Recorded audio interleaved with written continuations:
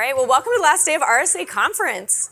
My name is Rachel, and I'm so excited to be here with you today to talk about the psychology behind social engineering.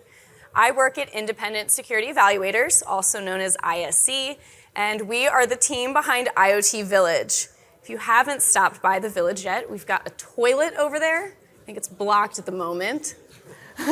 But make sure you stop by if you haven't checked it out already. And if you haven't heard of ISE, we are a boutique cybersecurity consulting firm headquartered out of Baltimore. We do application security, and then we also have our vendor risk management assessment tool known as START. So outside of ISE and IoT Village and START, I'm currently pursuing my PhD in forensic psychology. No, it's not like Bones and NCIS and Criminal Minds and all those shows. It's a little bit different. But outside of that, I've got a bachelor's in psychology and a master's in forensic psychology, so I clearly spend a lot of time reading, and I really like to learn. So when I started going through my dissertation journey, they would have me take different courses in each class where I would run sample studies to try to figure out what exactly I wanted my area of expertise to be in. So I ran multiple studies on cyber psychology and hacking, social engineering, and the mindset of hackers, and the motivations. And I worked with my colleagues at ISE. I would interview them on why they chose to become ethical hackers in the first place, how they got into hacking, what aspects of hacking are the driving forces, and so on. And in sitting down with each participant, I was able to learn a little bit more about their personal and professional journeys, how they intertwine, because for most of them, it started out as a hobby and then became a career and a source of income and a way to collaborate with like-minded people in a way that ends up helping others. It's going to be crazy sounding, but I ended up not being able to pursue any of this research I did for my dissertation because there wasn't enough scholarly literature out there to support the requirements that are needed for a dissertation. And I couldn't believe this because you would think that at the rate that technology advances, that the scholarly community would at least be attempting to keep up. And unfortunately, most major research on hacking hasn't been updated or touched since the 90s. So today, we're going to deep dive into the psychology of social engineering in hopes to modernize the education, to match the methods of the hackers, and to give you new insights into ways to better protect your organization against these types of attacks. Here's the obligatory RSA disclaimer slide if you haven't seen it enough this week, but I'll give you a second to read through it in case you haven't.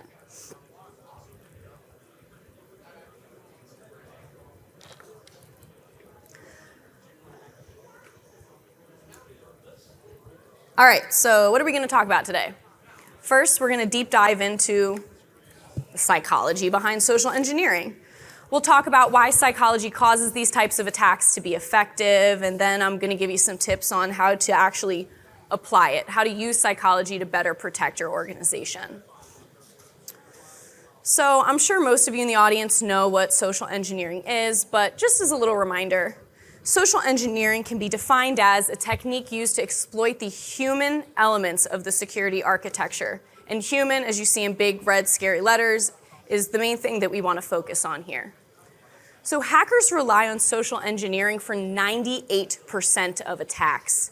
In the FBI's 2018 Internet Crime Report, 26,379 people fell victim to a social engineering attack, which equated to about 50 billion in losses in a single year. Social engineering is not about the technology involved in the attack. The attacker conducts research on the organization and then engages the potential victim in a variety of ways. So, we're looking at phishing, ransomware, scareware. I mean, the list goes on, right? Instead, social engineering is about using psychological tactics to get another human being to trust you just enough to disclose something that they shouldn't. I mean, a lot of you have probably also heard of this being referred to as human hacking, right? So human error can actually be used to initiate a cyber attack.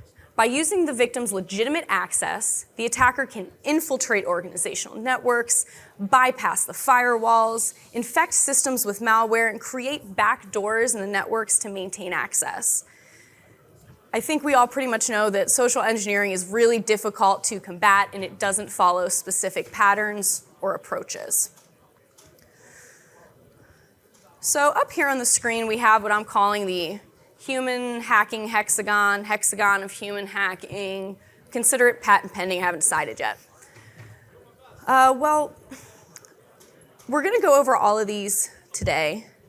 We've got social influence, the bystander effect, the theory of planned behavior, trust, human vulnerabilities, and cognitive dissonance theory. I think that these are probably the 6 most important aspects of social engineering. So we'll outline what they are and why they matter. The first one we're going to go over is social influence. In this situation, the victim is completely unaware that they are being influenced. Social engineering relies heavily on the psychology of persuasion.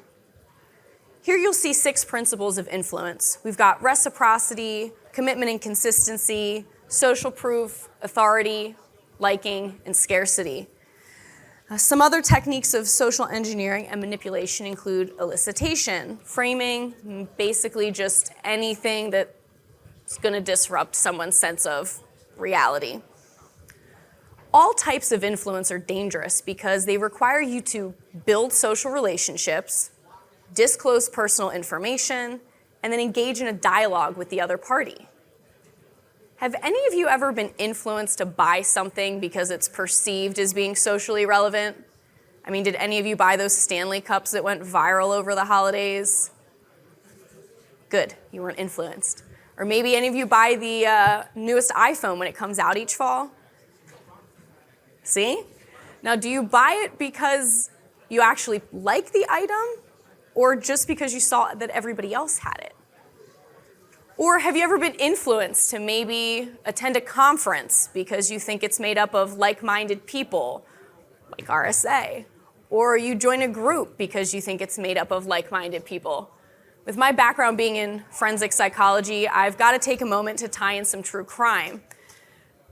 Is anyone here familiar with the Manson family? A couple people, yeah? So in 1969, many young people were influenced to join Charles Manson and to follow him on what ended up being a mission of death and destruction. I mean, multiple members of that cult are still in prison today in 2023. I don't think they're getting out anytime soon, right? Obviously, the Manson family is an extreme example, right? But it gives you the idea. I mean, people were influenced, led to trust one individual, and as a result, they lost many things, and many things were taken from them, including their identities. Other common examples of social influence are when the attacker is pretending to be your boss or another type of authority, or when a reward's being offered. I mean, if it seems too good to be true, it probably is, right? While influence is complicated in any context, whether it be from a brand's marketing efforts and hiring a celebrity to launch a new product, or in the realm of human hacking, the latter case provides a fundamental advantage. Defenses are many to many, whereas offense is one to many. It's much more advantageous to be the attacker than the target. So diving a little bit deeper, let's look at the theory of planned behavior, as social engineering relies heavily on this theory. The theory of planned behavior states that the attitude towards the behavior defines the effort that an individual is willing to put into showing a certain behavior. The behavior control indicates the level of control that a person has over the specific behavior. So the makeup of this theory can be used to convince a victim to reveal personal information based on whatever the perceived behavioral stimulus is that they're shown. The methods used to influence the behaviors and attitudes of victims include the bystander effect and cognitive dissonance theory, among others, but we're going to go over both of those here in a moment. On the screen, you're going to see a graphic that I've added here to break down this theory in a more visual way, because I realize it can be a little bit confusing if you're just listening along to it. So we see that all of these different things here on the screen, so attitude, subjective norm, and perceived behavioral controls all influence intention and subsequently behavior. And behavior and perceived behavioral controls, well, those are always going to be tied. To break this down a little bit further, we're going to take a peek at the bystander effect. So many of you have probably heard of this before in an introductory psych course, or maybe on the news in relation to witnessing a crime or an emergency taking place. So the bystander effect is when an individual is hesitant to help when other bystanders are present. You don't make the call to 911 because you assumed that someone else will. You don't go and check on the person because you thought maybe someone else that was standing around was going to. In the context of a social engineering-based attack, the target can be tempted to engage in a situation when in a group setting, but ends up getting exploited later on when they've entered a private space, and then they end up giving out that private information. All right, cognitive dissonance theory. This one's one of my favorites. This is another one that's introduced in your foundational psychology courses, but as a reminder, in case anyone's unfamiliar with it, this theory states that there is an inner conflict when the behaviors and beliefs of an individual are not aligned. This conflict can influence one's cognitive biases, such as decision-making. Cognitive biases are sometimes called the bugs in the human hardware, and they're basically byproducts of the brain that are taking shortcuts to quickly process information. While they are technically advantageous from an evolutionary standpoint, they leave us open to exploitation through social engineering. So let's consider representativeness as an example of this. Representativeness is our tendency as humans to group similar looking things together. I want you to each take a moment and picture your car. Maybe it's a Ford, maybe it's a Chevy, could be blue, silver. I personally drive a white Bronco, which the IoT Village team over there lovingly refers to as the OJ. So it's fitting, we're in California. Now I want you to try to picture the car of the person sitting next to you. Unless you personally know them, you probably can't do it. But you see a car, right? You don't have to remember the specific color or make of the car. Your brain sees the object, it sees the four wheels, the general shape, and it thinks car. This is a bias that social engineers can exploit in the cyber domain. Basically, the attacker can exploit this bias to extract personal information about their intended victim. Now, this example isn't something that you can necessarily take away and apply at your organization. It's something you can apply to yourself. Basically, you need to become more self-aware. You want to become more self-aware on something when you're doing something that doesn't necessarily align with what you believe. Basically, my point here is you need to be using your critical thinking skills. If you don't believe that your boss would send you an email asking to buy you a $100 Amazon gift card at the following link, don't click the link. Or here's another example. You get a text from FedEx asking you questions about your preferences around a pending delivery. And there's a link to click to provide the requested information. So let's think critically about this. Why would FedEx reach out to you about logistical information for their operations? They wouldn't. I know, my dad works for FedEx. It's never happened, right? They have all the information they need that's provided by the order. So what principles of influence were used here? Well, they used reciprocity and authority. And then on top of that, they also activated some emotional triggers. They initiated trust and curiosity. FedEx is an internationally recognized organization, so you're going to inherently trust them when they reach out to you, right? And you're curious, is something wrong with my order? Why is FedEx reaching out to me? So you fill out the information and then boom, you know what happens next. So when I introduced the definition of social engineering a few minutes ago, You might remember that that word human was in big, scary red letters on the screen. Humans, and more importantly, human vulnerabilities, are the most important piece of this social engineering puzzle. Social engineering relies on human vulnerabilities. I mean, without them, the attacks would not be successful. A single social engineering attack can take place using multiple methods of influence, but a single influence method can exploit multiple human vulnerabilities. Let's hear that again. A single social engineering attack can take place using multiple methods of influence, but a single influence method can exploit multiple human vulnerabilities. The multidimensional connections between the attacks, influence methods, and the human vulnerabilities make social engineering attacks extremely effective for extremely challenging, for security professionals to protect against. And human vulnerabilities can be exploited through a few different ways. We've got human behavior, lack of knowledge, emotions, and cognition.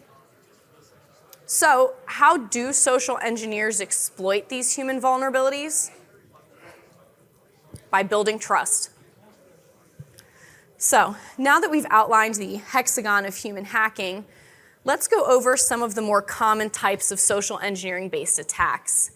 We're going to talk about phishing, dumpster diving, scareware, and deepfakes. I think we'll start with phishing because it's probably the one we're all the most familiar with.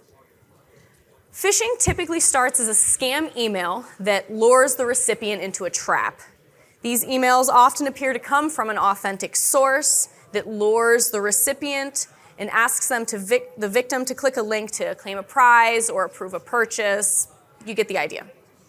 This particular method relies on the idea that the recipient incorrectly trusts the sender. And it's effective because the attacker has leveraged that human desire to trust our superiors. The attacker knows that and takes advantage of it. Phishing attacks present a few common characteristics, and they're all going to tie into something I've mentioned a few times already. So the messages, they're composed to attack the user's attention. And in many cases, the goal is to stimulate the recipient's curiosity and to provide a few pieces of information on a specific topic. And it suggests that the victim visit a specific website in order for them to gain further data. Phishing messages aim to gather users' information, present a sense of urgency in the attempt to trick the victim into disclosing sensitive data to resolve a situation that could get worse without the victim's interaction. Attackers also leverage shortened URL or embedded links to redirect victims to a malicious domain that could host exploit codes, or that could be a clone of a legitimate website with URLs that appear legitimate. In many cases, the actual link and the visual link in the email are different. For example, the hyperlink in the email doesn't point to the same location as the apparent link displayed to the users. Phishing email messages tend to have a deceptive subject line. These entice the recipient to believe that the email has come from a trusted source. Attackers use a forged sender's address or the spoofed identity of the organization. They usually copy context such as text, logos, images, and styles used on the legitimate website in order to make it look genuine. My point in explaining all of that is use your critical thinking skills. All right, the next one is dumpster diving. This one is exactly what it sounds like. It's another interesting social engineering method that it's low tech and it's used to obtain information by sourcing data on the victim by gathering it thrown out documents like bills or credit card information. You know, those pesky pieces of paper you probably should throw in the shredder. It's also the most common method for identity theft, and as we know, identity theft is not a joke. Scareware, probably the most emotionally driven type of social engineering-based attack. In this scenario, the attacker uses emotions to manipulate the user into installing malicious software by creating a pop-up that forces the recipient to perform an act out of fear or panic. Basically, the attacker only needs the victim to click the link in the pop-up, And that can be done through various techniques to influence the target. I bet all of us have experienced this at some point. I have a vivid memory of me in middle school on my old Dell laptop having access some game or something that I shouldn't have and getting a pop-up that looked something similar to this graphic here on the screen. I remember turning off my computer because I was so freaked out and I didn't touch that thing for a week. And keep in mind, this was in mid-2000s where tech was just becoming accessible to children. And I had absolutely no idea then what hacking was or that this was even an attempt to hack me. But, I was a kid, right? I shouldn't have been on whatever game or website I was on. I mean, that laptop was only supposed to be used for school, right? But it was a good lesson, and hopefully, it doesn't happen to anyone else that they fall for that. So there's so many different types of social engineering-based attacks, and we don't have time to go through them all. So the last one I'm going to cover is deepfakes, because I think these are becoming more popular online, whether in a malicious way or in meme form. So deepfakes are synthetic media in which a person in an existing image or video is replaced with someone else's likeness. While this example here on the screen isn't for malicious purposes like extortion or something crazy like that, I'm a huge Elvis fan, so I had to find a way to include Elvis into my presentation. So on one side of the screen, we've got a still of Elvis from his 1968 film, Live a Little, Love a Little. If you're an Elvis fan, 10 out of 10 film, highly recommend. If you're not an Elvis fan, you'll probably put it in the drawer with his 30 other films. We can talk about it after. On the other side here, we've got Austin Butler from the 2022 Warner Brothers film, Elvis. So Warner Brothers put Austin's face over Elvis's in many scenes throughout the film from actual movie and concert footage, and this is just one example of that.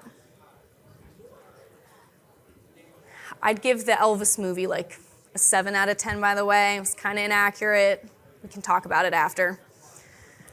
All right, so we've gone over a few different psychological aspects of social engineering. We've gone over a few of the most common social engineering attacks. So to begin to wrap things up here, let's talk about how to actually respond to these attacks. I'm rebranding APT here for an easy way to remember how you should respond to these attacks. It's all about awareness, policies, and training. The key to counteracting social engineering attacks is awareness, because social engineers are targeting our lack of cognition, our ignorance, and our fundamental biases. I personally would recommend creating a personal security awareness program. Security awareness at most companies is in a failure stage, mainly because security awareness is impersonal to your employees. Trainers often just discuss malicious emails instead of showing what the phishing attack looks like from both the victim and the attacker's computers. The goal here should be to make employees think of security not just in a requirement context, but on personally and professionally relevant levels. And as it is a program, the education should always be ongoing. I'd also suggest creating awareness of the value of the information that is being sought by the engineers. Humans have a built-in desire to help those that we feel need it. But this is also how the social engineers are manipulating a target into disclosing information. Making information security contextually relevant is therefore critical. If anyone in the audience is in accounting, I'd recommend working with your trainers to discuss the importance of confidentiality and trust. If any of you are in business operations, maybe your educators could discuss sensitive data in the terms of risks and profits. When you increase the value placed on the information, your employees are going to be more motivated to protect it. I'd also suggest having a systematic approach to identifying vulnerable employees and potential insider threats. You also want to analyze the security awareness of your workforce through testing, which I'll talk about more in a moment. Have routine system updates and keep your software updated. I mean, with the interaction of internet signals, cloud services, software and hardware tools, IoT devices like the toilet and the vacuum cleaner we've got over there, and other digital technologies, a hacker has so many possible attack routes. I mean, it's crazy. So in many cases, it's not enough to have firewalls, intrusion detection systems, and email filtering. So patching outdated and vulnerable software is essential. You should be evaluating your security infrastructure regularly. Less secure technology should be discarded for stronger ones.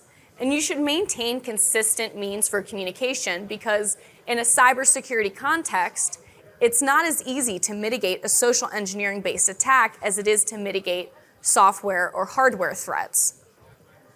My next recommendation is to have well-defined policies in place within your organization. Specifically, you're going to need two different kinds: communication policies and organizational policies.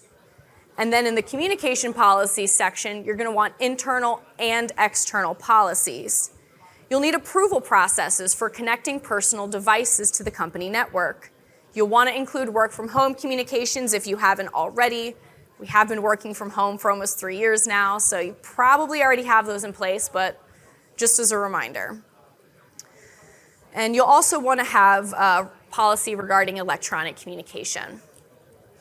On the organizational policy side, you want to make sure that things are up to date and continuously monitored. So I'd recommend always being on the lookout for things and updating your firewalls, spam filters, software, and proper installation on company and personal devices if they are used for work. I'd say to work with your IT department or even better, a third-party IT consulting service when you're trying to create or update these policies. Finally, you want to train any new staff and continuously train your current staff. Your team should be constantly learning about the threats that they face day to day, many of which they may not even be aware of. Having an in-house training or even better, a third-party organization to host the training for you can greatly increase your team's knowledge of social engineering threats and reduce the likelihood of your organization falling victim to a social engineering-based attack. Employee behavior can have a serious impact on your organizational cybersecurity. So the ways in which you frame and educate your staff fundamentally impacts cybersecurity itself. Leveraging cultural concepts can help different segments of an organization work towards effective information security, as can designing education for human cognitive biases. Being part of a security culture requires an awareness in social engineering. Understanding that hackers try to actively manipulate our behaviors is essential to daily risk management and the development of good cyber instincts.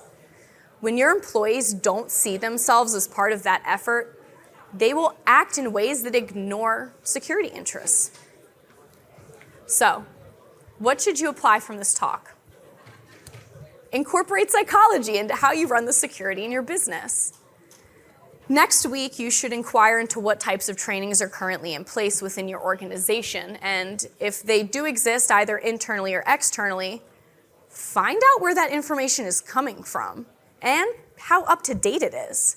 And if psychological foundations aren't present, like the ones that I've mentioned here today, I'd consider looking at building or hiring something that's new. Within 3 months, you should then be adding training if you don't already have it. And I say that with the caveat of, obviously, you need the budget in place to do that. Within a year, you should then be reevaluating whether the training you have in place is up to date and still reflects the best practices for your particular organization. Test your team and train them after. Create and implement well-defined policies within 6 months. And finally, read up on how to do security right with a free signed copy of Hackable, our #1 bestseller. This is not a social engineering attack. You can, in fact, scan the QR code on the screen, provide your name and address, and I will put one in the mail within the next few weeks. And yeah, complete address, because you'd be surprised how often I do this and people put just their street or state and then expect me to get a book to them. Thank you so much for joining my talk. I look forward to connecting with everyone after, and if you have any questions, you can step up to the microphone.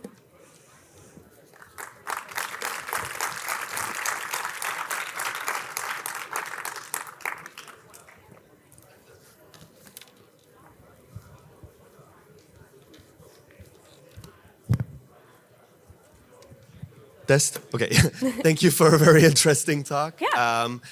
I have seen, and perhaps you've seen this as well, that oftentimes legitimate communication contains many of the elements that we're trained to look for in phishing. Yes. I don't know if you have any insights on this.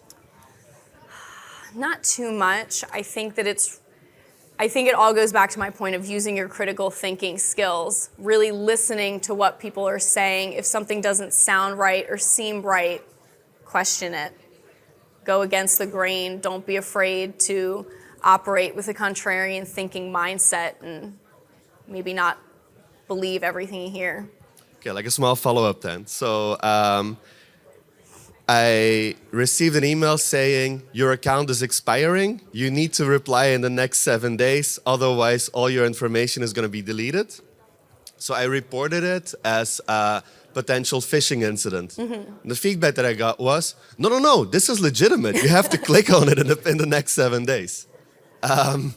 So I think maybe we're talking a lot about training the users, but... Yeah, I mean, for that, I would recommend applying some good investigative techniques. Look up the email address that it came from. A lot of times for support services, the support email or emails that those types of things come from are listed on the company's legitimate website. So you can, use Google. It is your best friend, right? Look those types of things up. A lot of times phishing emails will have spelling errors. Maybe the graphics will be a little blurry. Our IT department sends me emails from the HR department asking to schedule a meeting to update my social security number. Social security numbers don't change, right? And then you can see that, you click to see what the email sender is, and it's a bunch of letters and numbers and comes from hotmail.com or something that's not relevant anymore, right? So you got to just put on that investigative hat and do a little bit of digging, and it'll save you a lot of time and security in the long run. Okay, thanks. Yeah.